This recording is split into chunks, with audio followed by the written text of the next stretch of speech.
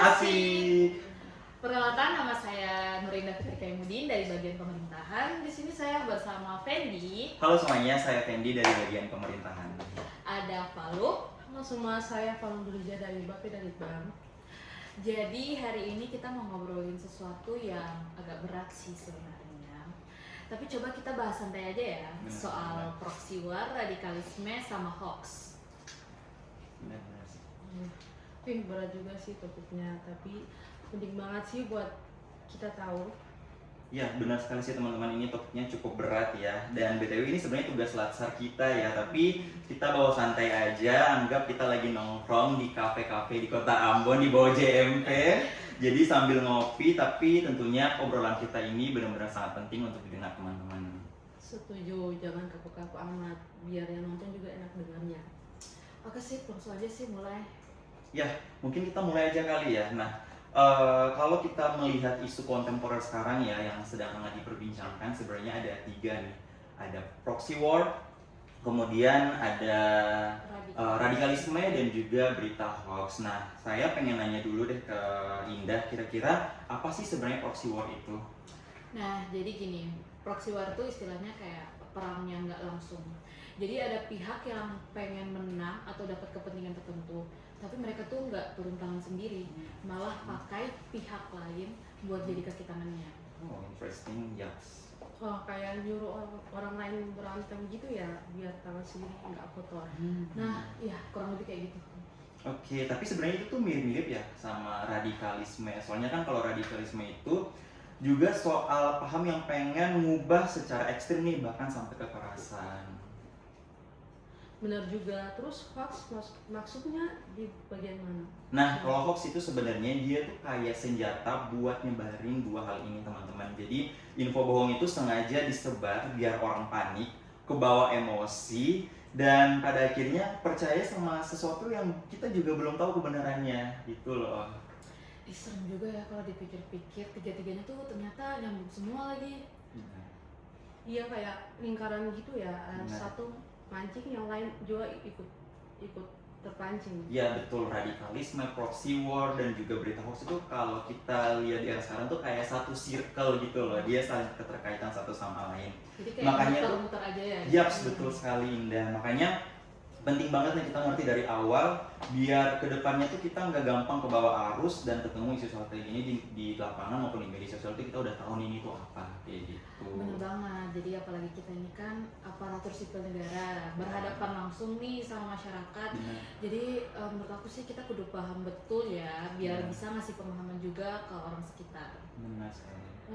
Biar gampang kebayang nih, contohnya kayak gimana sih proxy war untuk kehidupan yang nyata ini. Jadi gini gambarannya, misalnya nih ada 2 negara besar yang mereka tuh bersaing pengaruh ya, jadi mereka nih daripada perang langsung, mereka nih main belakang layar. Jadi mereka kayak dukung kelompok tertentu, kasih bantuan senjata, suntikan dana. Nah, biar konflik tuh jalan terus di negara ketiga. Sementara mereka tuh sendiri tuh aman-aman aja.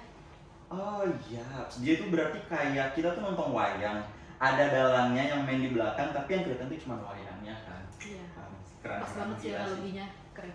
Kalau radikalisme gambarannya kayak gimana? Nah, biasanya? kalau sebenarnya radikalisme itu biasanya tuh muncul dari hal-hal kecil dulu nih teman-teman. Misal nih ada orang yang lagi galau atau merasa kurang diterima di lingkungan, terus ketemulah sama komunitas online yang kelihatannya tuh kayak ngerti banget sama dia. Pelan-pelan dia dikasih pemahaman yang makin ekstrim, yang pada akhirnya dia tuh percaya dan dia tuh penuh kesiapan untuk melakukan apa aja yang kelompok itu inginkan, kayak gitu. Serem juga ya, kayak soalnya tuh nggak kelihatan langsung dari Benar. awal gitu. Kalau hoax contohnya gampang, contoh gampangnya kayak pesan berantai di WhatsApp grup keluarga, awas besok ada razia, kata begini, padahal nggak ada sumber yang jelas, tapi disebarkan terus menerus hingga bikin bikin heboh satu RT. Iya, itu relate banget sih, dan kayaknya Ida juga pernah kan tiba-tiba grup ada chat masuk di grup keluarga. Terus berkali-kali gitu kan. Asli sih, Apalagi waktu parah. dulu COVID itu yang katanya harus banyak keluar gitu kan.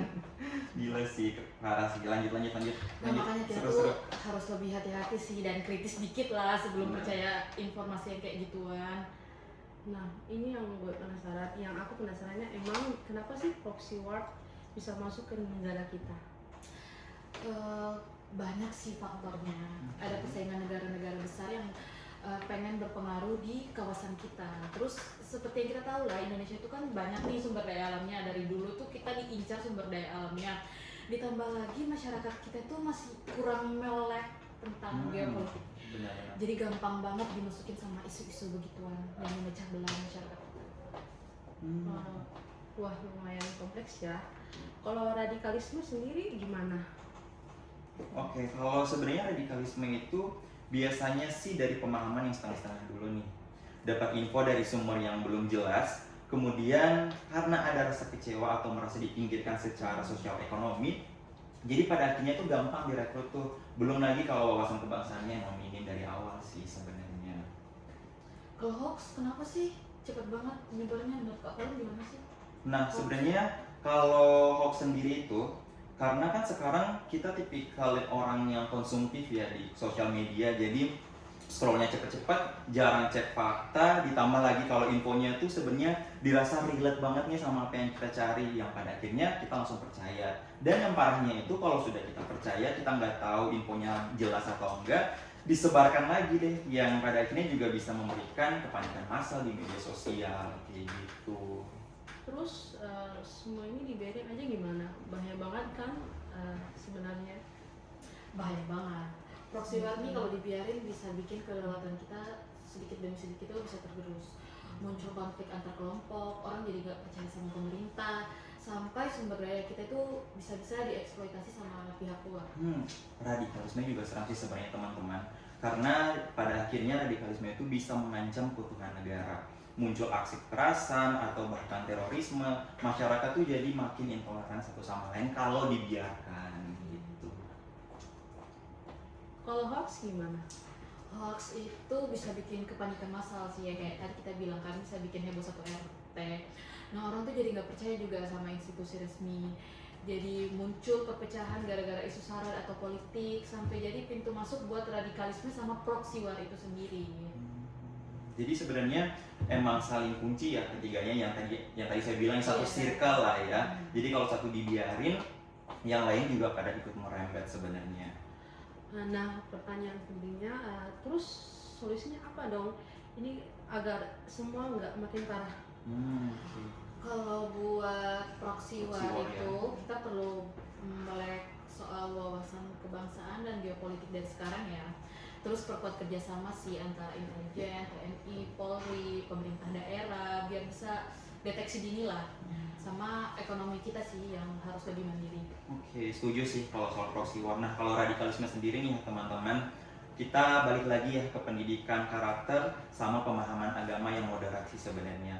Ini tuh bukan apa ya, bukan hanya pendidikan karakter aja nih, tetapi tokoh masyarakat dan tokoh agama juga memiliki peran penting sebenarnya buat ngasih narasi tandingannya terkait dengan isu-isu radikalisme yang meredah di masyarakat. Itu sih.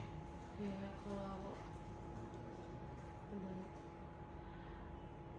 Paling kalau misalnya kalau hoax sebenarnya itu gimana sih cara kita ngelawannya? Kalau menurut aku pribadi, kalau hoax itu sebenarnya simpel ya. Intinya kita tuh mikir dulu sebelum share. Kalau ada istilah yang beredar nih, saring dulu sebelum sharing. Ya. Gitu. Jadi terus kita juga perlu nih ditingkatkan lagi literasi digital, kemudian juga lembaga cek fakta itu perlu diperkuat. Sama yang terpenting adalah hukum itu harus ditegaskan buat orang-orang yang sengaja menyebarkan berita hoax. Intinya kita semua kudu lebih kritis lah ya, dan jangan malas mikir sebelum percaya atau nyebarin sesuatu. Wah, nggak kerasa udah panjang banget ini obrolan kita. Lumayan ya. Tapi seru juga sih ya, banyak insight baru. Iya benar. Benar sih. Saya juga lebih ngeh sekarang kalau sebenarnya ketiga isu ini tuh perlu diwaspadai bareng-bareng sebenarnya. Bukan cuma tanggung jawab pemerintah doang, tapi tanggung jawab kita sebagai masyarakat juga, terutama kita sebagai ASN juga harus punya tanggung jawab tersendiri. Setuju banget. Jadi kesimpulannya, tiga isu ini, proxy war, radikalisme, dan hoax ternyata itu saling nyambung dan sama-sama bahaya kalau dibiarin.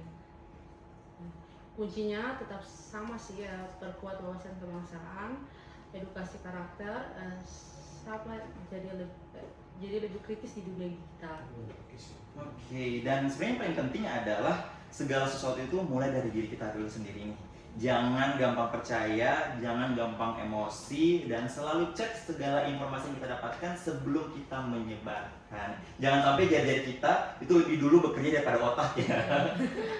Setuju banget. Nah itu dia obrolan santai kita hari ini. Mungkin semoga berguna ya buat kalian yang dengerin, dan semoga kita semua makin waspada tapi tetap tenang menghadapi isu-isu yang kayak gini. Makasih ya udah nemenin ngobrol kita sampai akhir. Siap. Ya. Dan buat teman-teman jangan lupa untuk share juga ke teman-teman yang di circle teman-teman semuanya, biar makin banyak yang paham, makin banyak yang peduli juga dengan ketiga isu ini. Oke, sampai ketemu lagi di episode CPNS Berbisik lainnya. Dadah.